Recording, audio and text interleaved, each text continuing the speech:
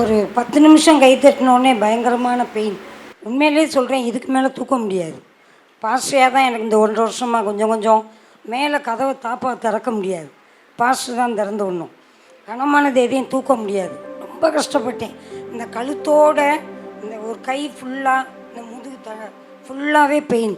இந்த 1.5 வருஷமாக அருமையான பிரதர் அவங்க வந்து ஒரு உண்மையிலே ஒரு வெளிப்பாடாக எலும்பிலே உள்ள பலவீனங்கள், எலும்பில் உள்ள அந்த நோய்களை கர்த்தர் இன்றைய தினத்தில் விடுதலையை கொடுக்குறாருன்னு சொன்னார். அதுக்கடுத்து தசைகளில் உள்ள எல்லா வழிகளையும் நீக்கிறாங்க. பிரதரோட அந்த தீர்க்கதரிசன வார்த்தையினால அதை ஜெபிக்க பொழுது கர்த்தர் எனக்கு பரிபூர்ண விடுதலையை கொடுத்தார்.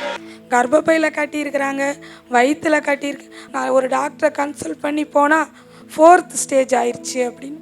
முடியெல்லாம் கொட்டிருச்சு, ஒன்றுமே கிடையாது, நான் 0 ஆகிட்டேன். ஸ்டேஜ் எங்கே இருக்குது, கர்ப்பப்பையில் இருக்கா இல்லை வயிற்றில் இருக்கா, எந்த பகுதியில் இருக்குன்னு அவங்களாலையும் கெஸ் பண்ண முடியல. ஆனால் ப்ளீடிங் போயிட்டே இருக்குது. கன்ஃபார்ம் பண்ணி 2-3 நாளில் நீங்கள் வந்துடுங்க ஆப்ரேஷனுக்கு. டைரெக்டாக என்ன பண்ணிடுங்க, பேமெண்ட் கட்ட சொல்லிட்டாங்க. இத்தனை லட்சம் ஆகும், கவுண்டரில் கட்டிட்டு வீட்டுக்கு போங்கன்னு சொல்லிட்டாங்க. ஆனால் எனக்கு ஒரு நம்பிக்கை இருந்துச்சு, என் தகப்பன்கிட்ட இருந்து ஏதாவது ஒன்று எனக்கு வரும். ஆனால் அந்த நம்பிக்கை மட்டும் இருந்துச்சு. அந்த பாஸ்டர்ஸ் மீட்டிங் நடத்தும் போது லாஸ்ட்டாக ஒரு அனாயிண்ட் பண்ணி ஒரு கிளாத் கொடுத்தாரு.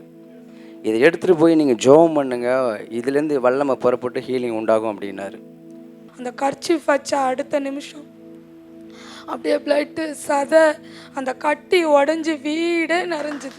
நான் உக்காந்துருந்த பிளேஸே நிறைஞ்சிச்சு. படுத்தா எந்திக்க முடியாது, எட்டு வைக்க ஆரம்பிச்சிட்டேன்.